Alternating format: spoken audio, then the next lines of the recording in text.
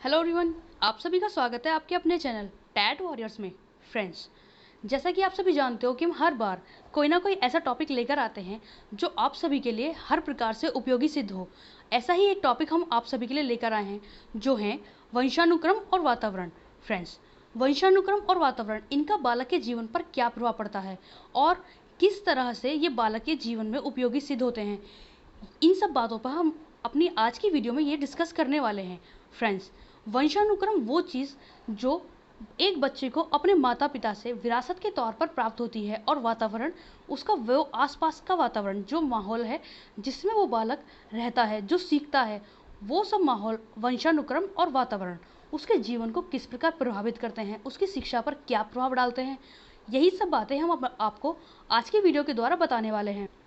Friends, हमारी आज की ये वीडियो आप सभी के लिए बहुत उपयोगी होने वाली है, क्योंकि चाहे आप किसी भी स्टेट लेवल को एग्ज़ाम दें, यानी टैट का दें, या कोई भी स्टडी कर कोई भी एग्ज़ाम दें, सी टैट दें, रीट दें, यूपी टैट दें, एच टैट दें, एमपी टैट दें, या इसके अलावा और भी कोई भी टैट का एग्ज़ाम आप दें, तो इस टॉपिक से रिलेटेड उसमें हमेशा कोई ना कोई क्वेश्चन आपको देखने को अवश्य मिलेगा।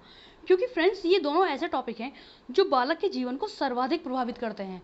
इनमें से किसी एक को हम लेकर नहीं चल सकते, ये दोनों ही समान महत्व रखते हैं। ये क्या है, ये हम जानने का प्रयत्न अपनी वीडियो में करते हैं। उससे पहले यदि आप अभी हमारे चैनल पर न्यू हैं तो प्लीज़ फ्रेंड्स, हमारे चैनल को सब्सक्राइब कीजिए, लाइक कीजिए, और अगर आपको वीडियो थोड़ी सी पसंद आए तो इस वीडियो को शेयर कीजिए और आपके सुझावों में कमेंट करके ज़रूर बताएं। और फ्रेंड्स, प्लीज़ इस वीडियो को आखिर तक देखें, क्योंकि अक्सर ऐसा होता है कि बहुत सी काम की बातें वीडियो के आखिर में भी होती हैं, और जल्दबाजी के चक्कर में हम केवल शुरू की वीडियो तो देख लेते हैं और लास्ट की वीडियो नहीं देख पाते। तो प्लीज़ फ्रेंड्स, किसी भी वीडियो को आप आखिर तक देखें। तो ज़्यादा समय ना लेते हुए हम अपनी आज की इस वीडियो को शुरू करते हैं। शिक्षा के क्षेत्र में वंशानुक्रम और वातावरण का विशिष्ट महत्व है। प्रत्येक बालक अपने वंशानुक्रम और वातावरण का ही परिणाम होता है, इसलिए बालकों की शिक्षा का प्रबंध करते समय इन दोनों दृष्टिकोणों को ध्यान में रखा जाता है। बालकों पर वंशानुक्रम और वातावरण का प्रत्यक्ष प्रभाव देखने को मिलता है। फ्रेंड्स, इसका तात्पर्य है कि शिक्षा के क्षेत्र में वंशानुक्रम और वातावरण बहुत ज़्यादा मायने रखते हैं। अब फ्रेंड्स, आप सोचेंगे कि कैसे, कि प्रत्येक बालक जो भी अपने माता पिता से जो गुण प्राप्त करता है और अपने माहौल में रहकर जो कुछ सीखता है, वो उसका भावी जीवन उसी पर निर्भर करता है। वो जीवन में जो भी क्रियाएं करेगा, सब उन्हीं के वजह से करेगा। और फ्रेंड्स, जब भी बालक की शिक्षा का प्रबंध किया जाए तो ये बात ध्यान में रखकर की जाए कि बालक किस माहौल से आया है और वो क्या जानता है, क्या मतलब उसको गुणसूत्र प्राप्त हुए हैं, क्या उसे उसकी माता पिता के द्वारा विरासत में मिला है। यदि हम इन बातों को ध्यान में रखकर बच्चे की शिक्षा का प्रबंध करेंगे तो वो शिक्षा उस बच्चे के लिए वाकई बहुत इम्पोर्टेंट, यानी बहुत प्रभावकारी सिद्ध होगी। फ्रेंड्स, इसी प्रकार कहते हैं कि बालकों पर वातावरण और वंशानुक्रम का प्रत्यक्ष प्रभाव देखने को मिलता है। फ्रेंड्स, ऐसा होता है कि बालक जैसे वंशानुक्रम, यानी जैसे परिवार से वो आता है, उसकी सारी थिंकिंग वैसी ही होती है। फ्रेंड्स, अब मान लीजिए कि एक ऐसी फैमिली है जिसमें सभी जितने भी व्यक्ति हैं, सभी बड़े जो हैं, वो सब आर्मी ऑफिसर्स हैं। तो फ्रेंड्स, कहीं ना कहीं जो उनकी आने वाली जनरेशन्स होंगी वो भी ऐसे ही गुण लेकर पैदा होंगी, जो ये चाहेंगे कि हम भी देश के काम आए, हम भी आर्मी में जाएं। कभी कभी ऐसा हो जाता है फ्रेंड्स, जो इस तरह के गुणों वाले नहीं होते, लेकिन ज़्यादातर केसेस में यही होता है कि वो अपने ही पेरेंट्स के गुणों को प्राप्त करते हैं, उन्हीं के जैसा बनना चाहते हैं। या फिर फ्रेंड्स, ऐसा वातावरण होता है, उनके आसपास का जो माहौल है उसको भी वो ग्रहण करके वैसे ही बन जाते हैं। इसीलिए फ्रेंड्स कहते हैं कि वंशानुक्रम और वातावरण दोनों का बालक के जीवन पर प्रत्यक्ष प्रभाव पड़ता है। इसके बाद आता है फ्रेंड्स, सबसे पहले हम जानेंगे वंशानुक्रम के बारे में। वंशानुक्रम, जिसे हेरिडिटी कहते हैं, शब्द की उत्पत्ति लैटिन भाषा के शब्द हेरेडिटाइस से हुई है, जिसका अर्थ उस पूंजी से होता है जो बालकों को अपने माता पिता से प्राप्त होती है। सरल शब्दों में वंशानुक्रम से तात्पर्य व्यक्तियों में एक पीढ़ी से दूसरी पीढ़ी को हस्तांतरित होने वाले बौद्धिक, शारीरिक एवं अन्य व्यक्तित्व संबंधी गुणों से है। फ्रेंड्स, इसका तात्पर्य कि वंशानुक्रम की जो उत्पत्ति है वो लैटिन भाषा के शब्द से हुई है, जो है हेरेडिटस, जिसका तात्पर्य ये होता है कि वह पूंजी जो बालक अपने माता पिता के वंशानुक्रम से प्राप्त करते हैं, यानी जैसे उनके माता पिता हैं, जैसे वो सोचते हैं, जैसे उनके शारीरिक गुण हैं, व्यक्तित्व के गुण हैं वो सभी उन्हें अपने माता पिता से प्राप्त होते हैं। फ्रेंड्स, इसका एक सरल शब्दों में अगर हम समझें तो फ्रेंड्स, जब ऐसा होता है कि जब एक बालक का निर्माण होता है तो उसमें आधे लक्षण माता के और आधे लक्षण पिता के होते हैं, जिनकी परिणाम स्वरूप ही बालक का निर्माण होता है। और वही गुण जो उनमें दोनों में सबसे प्रभावी गुण होते हैं, वही गुण बच्चे में देखने को मिलते हैं। इसे फ्रेंड्स हम अभी आने वाली वीडियो में समझेंगे। इसका एग्जाम्पल से हम समझ सकते हैं फ्रेंड्स, बुद्धिमान माता पिता के बालक भी बुद्धिमान होते हैं। फ्रेंड्स, ये बात बहुत देखने को मिलती है कि यदि किसी के माता पिता इंटेलिजेंट हैं तो संतान भी इंटेलिजेंट होगी। कभी कभार कोई फ्रेंड्स इसका अपवाद मिल जाता है, लेकिन जो मैक्सिमम केसेस हैं उनमें यही देखने को मिलता है कि बुद्धिमान माता पिता के बालक भी बुद्धिमान ही होंगे। आगे बढ़ते हैं फ्रेंड्स। कुछ मनोवैज्ञानिकों ने वंशानुक्रम यानी हेरिडिटी को लेकर जो परिभाषाएं दी हैं वो इस प्रकार हैं। सबसे पहले रूथ बेनेडिक्ट के अनुसार माता पिता से संतान को हस्तांतरित होने वाले गुणों को वंशानुक्रम कहते हैं। फ्रेंड्स, इन्होंने कहा कि माता पिता के जो गुण हैं वही गुण बच्चों को जो हस्तांतरित होते हैं यानी एक पीढ़ी से दूसरी पीढ़ी में जा रहे हैं, उन गुणों को वंशानुक्रम कहते हैं। अगली जो डेफिनेशन है वो है वुडवर्थ के अनुसार। वो कहते हैं कि वंशानुक्रम के अंतर्गत वे समस्त बातें आ जाती हैं जो जीवन प्रारंभ करते समय, गर्भधारण के समय ही जन्म से 9 माह पहले व्यक्ति में उपस्थित थी। फ्रेंड्स, इसका तात्पर्य है कि वुडवर्थ ने कहा है कि वंशानुक्रम में वो सभी बातें आ जाती हैं जो बालक के जन्म लेने से पूर्व ही यानी 9 माह पूर्व ही डिसाइड कर ली होती हैं, यानी जो उसे माता पिता से प्राप्त हो जाती हैं, वो सभी बातें वंशानुक्रम के अंतर्गत आती हैं। इसके बाद फ्रेंड्स, इसमें पढ़ेंगे हम आगे पितृकोश और मातृकोश, जिनकी संयुग्मन के पश्चात जिनमें 23 जोड़े होते हैं, जाइगोट का निर्माण होता है, जिसके परिणाम स्वरूप माता तथा पिता दोनों के गुण जन्म से पहले ही बालकों को प्रदान कर दिए जाते हैं। फ्रेंड्स, इसका तात्पर्य है कि जब माता पिता के गुणसूत्र होते हैं जो 23 का पैर होता है यानी जोड़ा होता है, जिनमें 22 जो गुणसूत्र होते हैं वो दोनों में समान यानी पिता में और माता में दोनों में वो समान होते हैं, लेकिन जो 23 यानी 23वां जो जोड़ा होता है वो अलग होता है। और फ्रेंड्स, इसी अलग जोड़े के कारण ही उनमें बच्चों में लिंग का निर्धारण होता है, यानी वो बेबी गर्ल होगा या बेबी बॉय, ये बात भी उन्हीं गुणसूत्रों के द्वारा निर्धारित हो जाती है।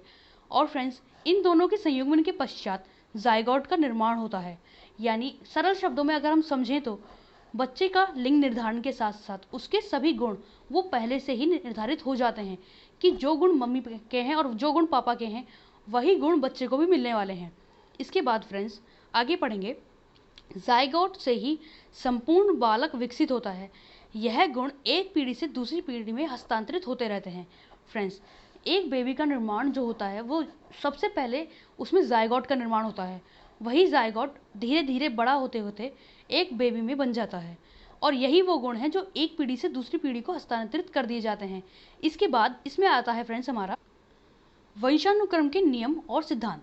नियम कह लीजिए या सिद्धांत कह लीजिए, एक ही बात है।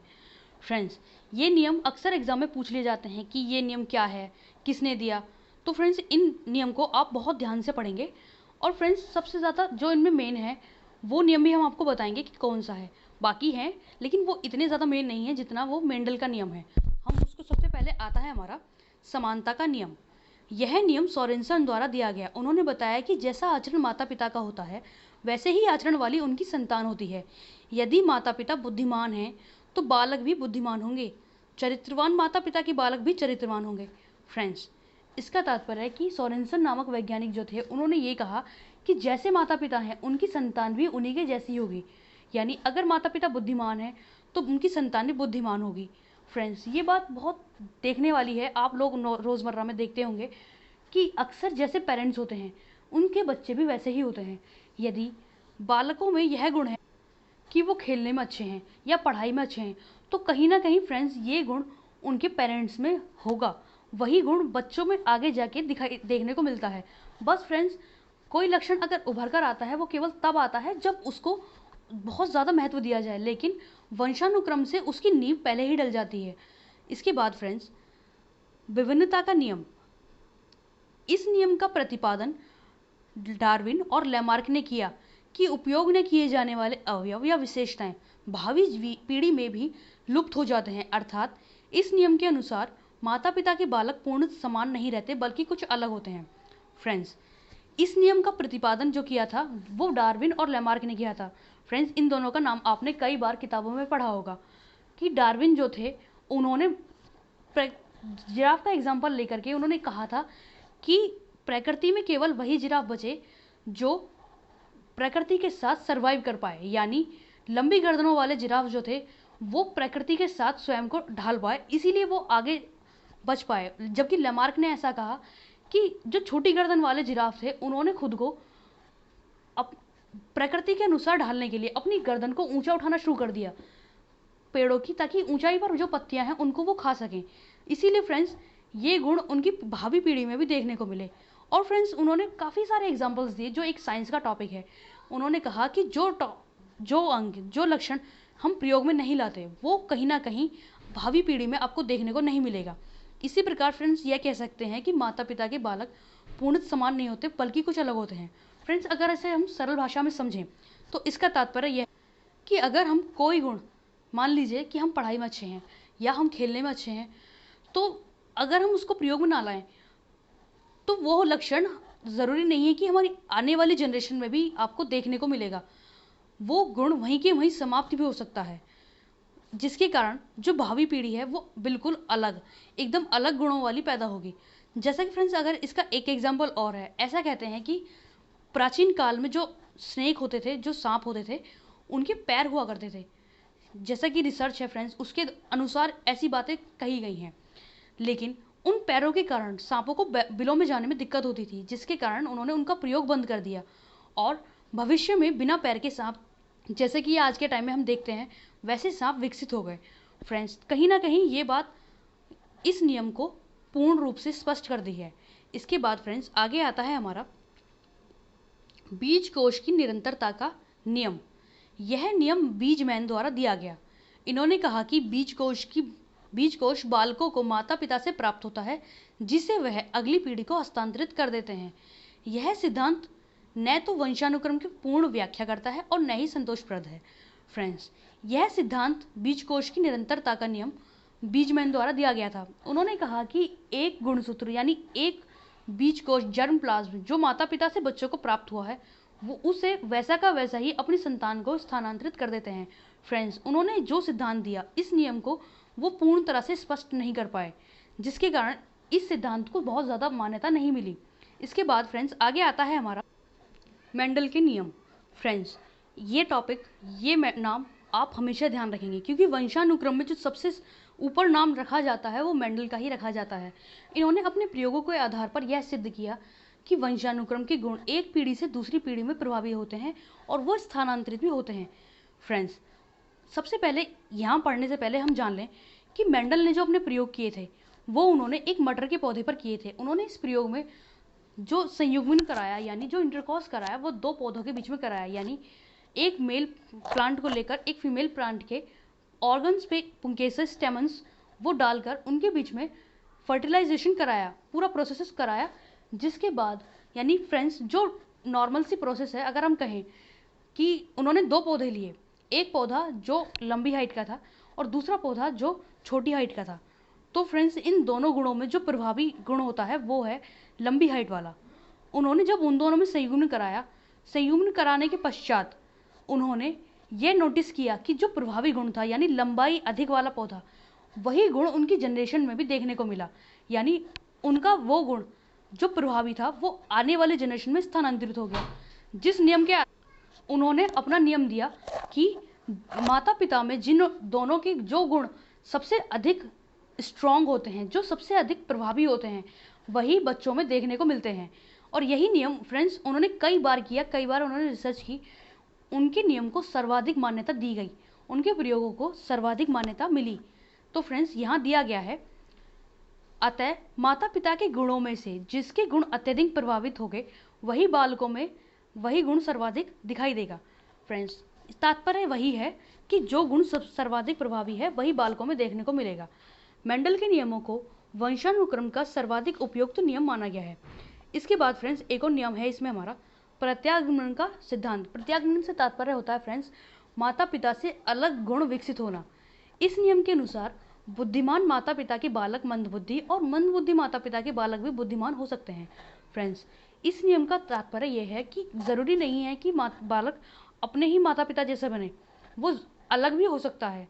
फ्रेंड्स, कभी कभी हर तरह के चांसेस हमें देखने को मिल जाते हैं। बहुत से चांसेस तो यही हैं कि बच्चा अपने माता पिता जैसा ही बनता है, किंतु बहुत से चांस ऐसे भी देखे गए हैं जिनमें बालक अपने माता पिता से बिल्कुल अलग होता है, वो उनमें से किसी पर भी नहीं जाता। तो फ्रेंड्स, वो इस नियम की पुष्टि करता है, यानी प्रत्यागमन का सिद्धांत पुष्टि करता है। आगे इसमें पढ़ेंगे फ्रेंड्स हम बालक पर वंशानुक्रम का क्या प्रभाव पड़ता है। सबसे पहले स्वभाव पर प्रभाव। फ्रेंड्स, स्वभाव से तात्पर्य है कि जैसा परिवार के लोगों का स्वभाव होगा, यानी माता पिता का, दादा दादी का, इनका स्वभाव होगा, वही लक्षण बच्चों में भी देखने को मिलेंगे। यदि फ्रेंड्स कोई ऐसी परिवार है जो बहुत ईमानदार है, यानी वो हमेशा सभी की मदद करते हैं, कभी भी किसी से बेईमानी नहीं करते, तो वही लक्षण उन बच्चों में भी देखने को मिलेंगे। जैसा स्वभाव बड़ों का होगा वैसा ही स्वभाव बच्चों का होगा। अगला, व्यक्तित्व प्रभाव। फ्रेंड्स, व्यक्तित्व जैसा मान लीजिए कि कोई पेरेंट्स हैं, वो मतलब इस तरह के हैं जो सभी से झगड़ा करते हैं, हमेशा कोई ना कोई छोटी से छोटी बात पर झगड़ा करना शुरू कर देते हैं। उनकी मार्केट में कोई भी बात छवि अच्छी नहीं है, मतलब फ्रेंड्स उनकी, या फिर वो हमेशा किसी की भी प्रॉपर्टी को ऐसे ही अपने कब्जे में ले लेते हैं, या कोई गुंडे किस्म के लोग होते हैं, या कोई ऐसे किडनैपर्स होते हैं। फ्रेंड्स, किसी भी तरह का कोई भी चरित्र उनका हो सकता है, चाहे वो अच्छे हों। तो फ्रेंड्स, ऐसा कहते हैं कि जैसे माता पिता हैं वैसा ही गुण उनके संतान में भी देखने को मिल सकता है। लेकिन फ्रेंड्स, ज़रूरी नहीं है कि वो गुण जो पेरेंट्स में है वो बच्चों में भी आ जाए। कभी कभी वो चेंज हो जाता है, बहुत ही रेयर चांसेस होते हैं कि वो चेंज हो जाए, और बहुत ही ज़्यादा रेयर चांस हैं कि बालक अपने माता पिता जैसा बन पाए।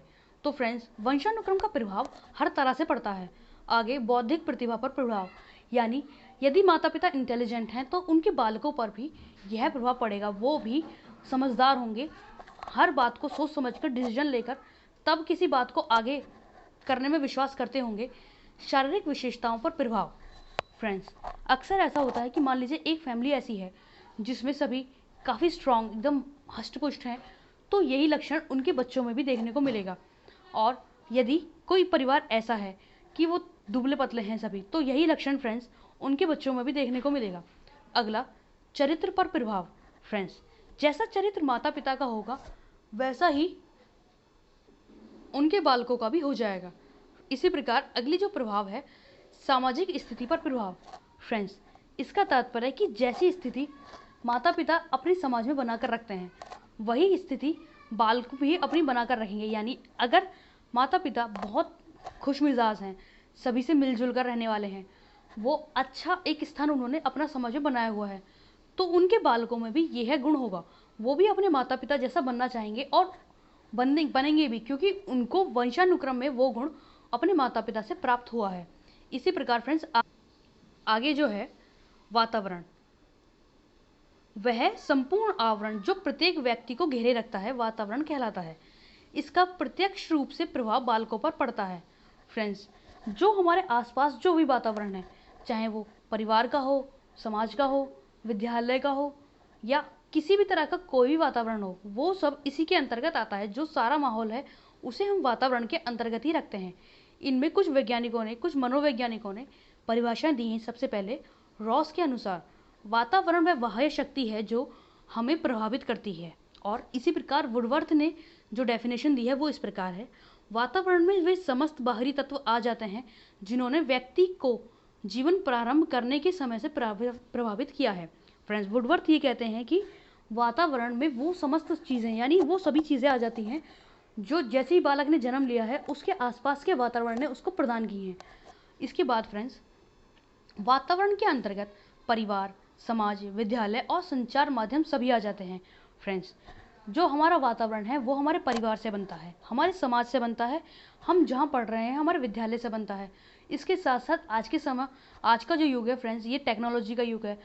हर किसी के हाथ में हमें आजकल मोबाइल, लैपटॉप, ये सभी चीज़ें देखने को मिलेंगी। तो फ्रेंड्स, कहीं ना कहीं हम ये कह सकते हैं कि हमारा आज का युग भी संचार का युग है। संचार के साधन भी हमारा आजकल वातावरण ही बन गया है। इसी प्रकार फ्रेंड्स, आगे इसमें आता है हमारा बालकों पर वातावरण का क्या प्रभाव पड़ता है? बुद्धि पर प्रभाव। फ्रेंड्स, अक्सर ऐसा होता है कि बालक जैसे माहौल में रहता है उसकी बुद्धि भी वैसी ही हो जाती है।